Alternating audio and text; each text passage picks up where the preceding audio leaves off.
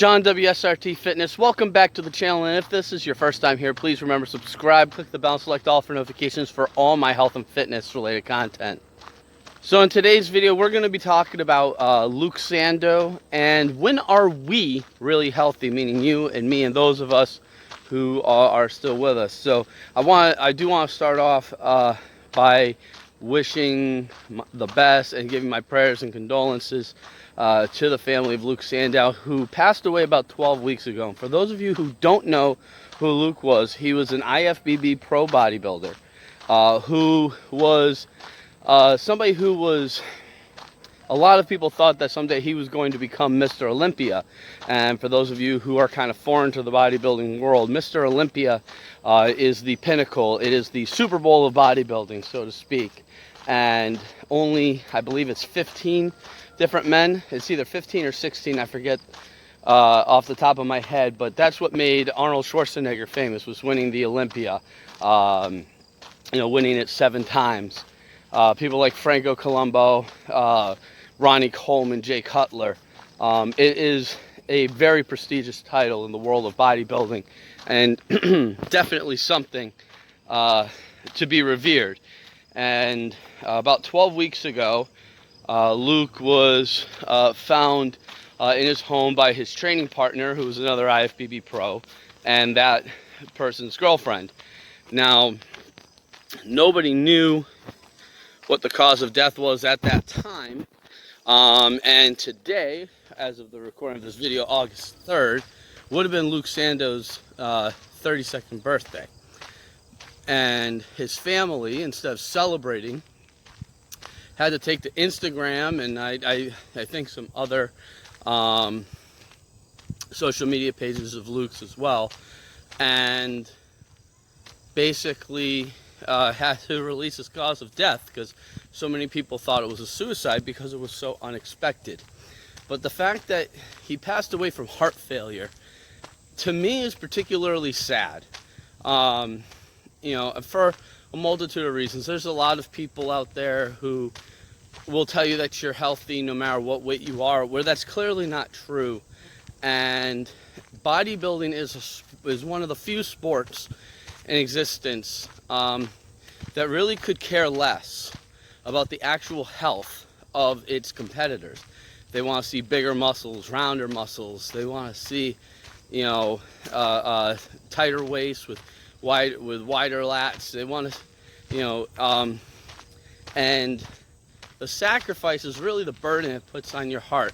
I've mentioned before about how when we're talking about Olympia level competitors, you're still putting yourself at risk. I've stated in videos before that I believe you should stay all natural unless you have the chance to compete for a title like the Mr. Olympia. And even then, still might not be worth it. And I've used that in the past as the reason why, no matter how far I take my interest in bodybuilding, I would always stay natural. And I was actually preparing to make a video today, a viewer request video, about how to naturally raise your testosterone, which is a video I'm still going to make. It's probably going to be my next video in a couple of days. But being that today was Luke's birthday, I felt like this was a more relevant topic today. And the topic is, when are we really healthy? How are we really healthy? And the question is, how do we stay that way? How do we keep from having heart failure in our 30s? And it takes me back to when I was much more obese, and when I was very, very unhealthy, poor eating habits, poor activity habits, just a lot of poor habits.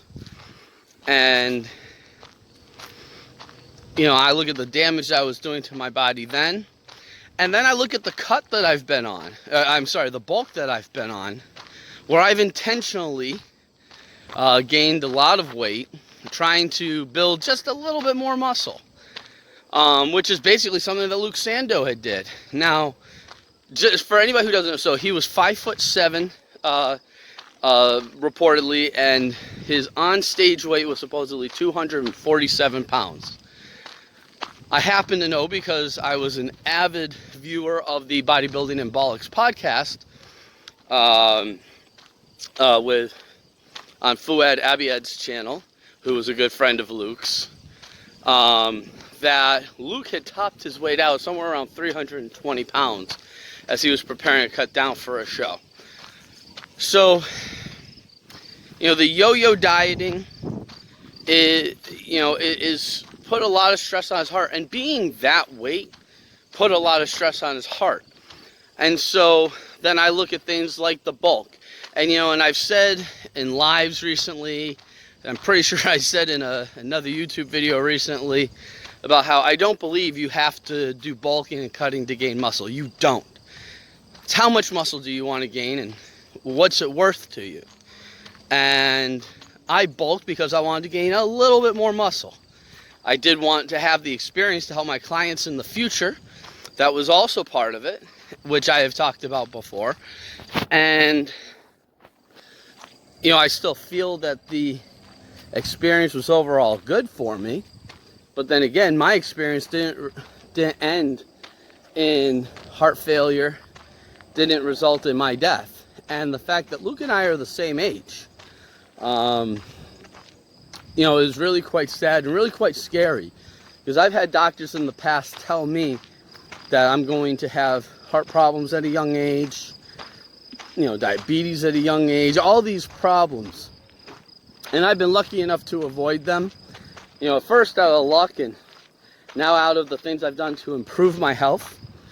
And I'll tell you, as I've started a cut this week, and it's only been a couple of days, so I haven't really lost any weight yet, but just the change in the more structured eating, in being mindful, the more regular activity makes a huge difference.